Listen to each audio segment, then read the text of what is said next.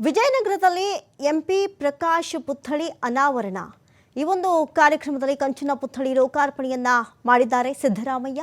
ಪುತ್ಥಳಿ ಅನಾವರಣದ ವೇಳೆ ಸಿದ್ದರಾಮಯ್ಯನವರು ಭಾವುಕ ಭಾಷಣವನ್ನು ಕೂಡ ಮಾಡಿದ್ದಾರೆ. ವಿಜಯನಗರದಲ್ಲಿ ಎಂಪಿ ಪ್ರಕಾಶ್ ಪುತ್ಥಳಿಯ ಅನಾವರಣ ಕಾರ್ಯಕ್ರಮ ನಡೆಯಿತು. ಈ ಕಾರ್ಯಕ್ರಮದಲ್ಲಿ ಸಿದ್ದರಾಮಯ್ಯನವರು ಭಾವುಕರಾಗಿದ್ದು ಭಾಷಣ ಮಾಡಿದ್ದಾರೆ. ಕಂಚಿನ ಪುತ್ಥಳಿ ಲೋಕಾರ್ಪಣೆಯನ್ನ ಮಾಡಿದ್ದಿಲ್ಲಿ ಸಿದ್ದರಾಮಯ್ಯನವರು. ವಿಜಯನಗರದ ಹೂವಿನ ಹಡಗಲಿಯಲ್ಲಿ ನಡೆದಂತಹ ಕಾರ್ಯಕ್ರಮ ಇದಾಗಿತ್ತು. ಎಂಪಿ ಪ್ರಕಾಶ್ ಸಾವಿನಿಂದ ರಾಜ್ಯಕ್ಕೆ ದೊಡ್ಡ ನಷ್ಟ ಆಗಿದೆ. ವಿಜಯನಗರದ ಹೂವಿನ ಹಡಗಲಿಯಲ್ಲಿ ನಡೆದಂತಹ ಕಾರ್ಯಕ್ರಮ. ಅಜಾತ ಶತ್ರುವಾಗಿದ್ರು ಅವರು, ಅತ್ಯಂತ ಬುದ್ಧಿವಂತರೂ ಆಗಿದ್ರು, ರಾಜಕೀಯದಲ್ಲಿ ಅಪಾರ ಅಧ್ಯಯನ ಮಾಡಿದವರು.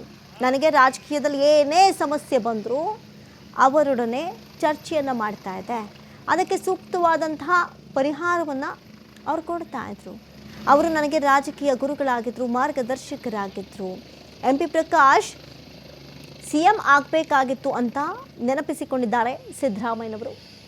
ವಿಶೇಷ ವಿಮಾನದ ಮೂಲಕ ಆಗಮಿಸಿ ಪುತ್ಥಳಿ ಅನಾವರಣ ಕಾರ್ಯಕ್ರಮದಲ್ಲಿ ಪಾಲ್ಗೊಂಡು ಭಾವುಕ ಭಾಷಣದ ಮಾತುಗಳನ್ನು ಆಡಿ ತಮಗೇನು ಈ ಹಿಂದೆ ಸಹಾಯ ಮಾಡಿದ್ರು, ತಮಗೇನು ಬೆನ್ನೆಲುಬಾಗಿ ನಿಂತಿದ್ರು, ಆ ಎಲ್ಲ ದಿನಗಳನ್ನು, ಆ ಎಲ್ಲ ಕ್ಷಣಗಳನ್ನು ಸ್ಮರಿಸಿಕೊಂಡು ಭಾವುಕ ಮಾತುಗಳನ್ನು ಆಡಿದ್ದಾರೆ.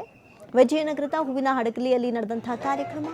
ಎಂಪಿ ಪ್ರಕಾಶ್ ಸಾವಿನಿಂದ ರಾಜ್ಯಕ್ಕೆ ಅತಿ ದೊಡ್ಡ ನಷ್ಟ ಆಗಿದೆ, ಅಜಾತ ಶತ್ರುವಾಗಿದ್ದರು, ಅತ್ಯಂತ ಬುದ್ಧಿವಂತರಾಗಿದ್ದರು ಅಂತ ಹೇಳಿ ಅವರನ್ನು ನೆನಪಿಸಿಕೊಂಡಿದ್ದಾರೆ ಸಿದ್ದರಾಮಯ್ಯನವರು. ಕಂಚಿನ ಪುತ್ಥಳಿ ಲೋಕಾರ್ಪಣೆಯನ್ನು ಮಾಡಿದ್ರು. ಈ ಸಂದರ್ಭದಲ್ಲಿ ಪುತ್ಥಳಿ ಅನಾವರಣದ ವೇಳೆ ಮಾತನಾಡಿದಂಥ ಸಂದರ್ಭದಲ್ಲಿ ಭಾರಿನೇ ಭಾವುಕರಾಗಿ ಆ ದಿನಗಳನ್ನು, ಆ ಕ್ಷಣಗಳನ್ನು ಮೆಲುಕು ಹಾಕಿದ್ರು.